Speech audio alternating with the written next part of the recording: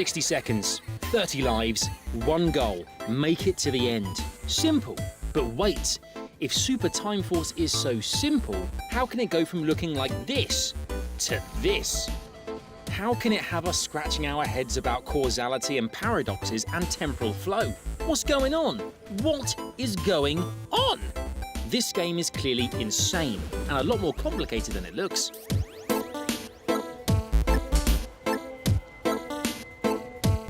Super Time Force is about time travel, but it doesn't give a roller skating dinosaur about science, physics, or any of that boring technical stuff.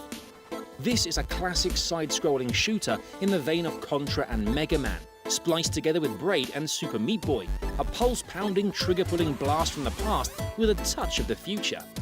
You play as one of up to a dozen different characters, each working for the brilliant/bonkers Dr. Repitsky.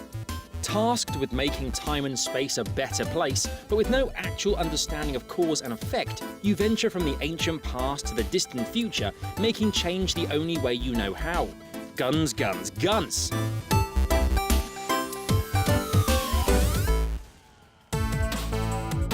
The wide array of characters in Super Time Force all come equipped with a different weapon and a different special ability. So, rather than collect power-ups as you would in other shooters, you just pick a different character and reap the reward. From shots that go through walls to a classic spreader, you'll experience a range of abilities that all change how you play the game.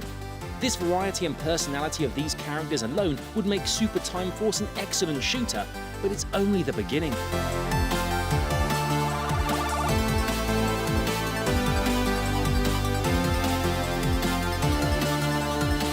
There are lots of games that play with time, but Super Time Force does it in a deceptively complicated, interesting way.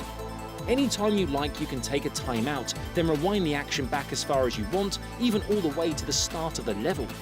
Doing this costs one life, and if you die or run out of time, you'll be forced to time out as well. This isn't just a novel sort of reset. Every time you go back in time, your past lives are there as well, doing all the things you did before you were stopped. Soon enough, the screen is full of past versions of you, usually representing the full selection of characters using all their different and devastating special weapons.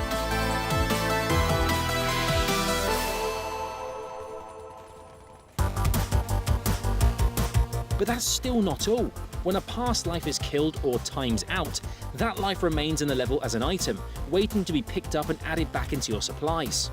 Not only that, they'll give you an additional hit you can take, as well as the use of their special ability. This makes playing the game feel like a co-op adventure that's been sliced up and stacked back together again. With each and every run, you'll start to consider how this life will increase the chances of a future life beating a boss or beating the clock, being careful to time out in places that the future you will find easy to collect.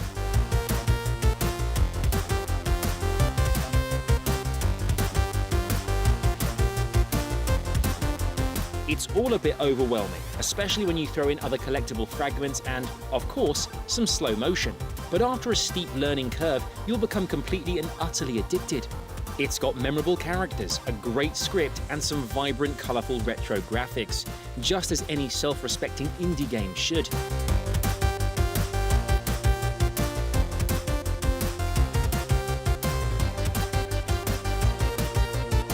Super Time Force isn't terribly long, and maybe it doesn't use its central mechanic as much as it might have done, but when it's this well implemented and fun to use in the first place, we don't really care.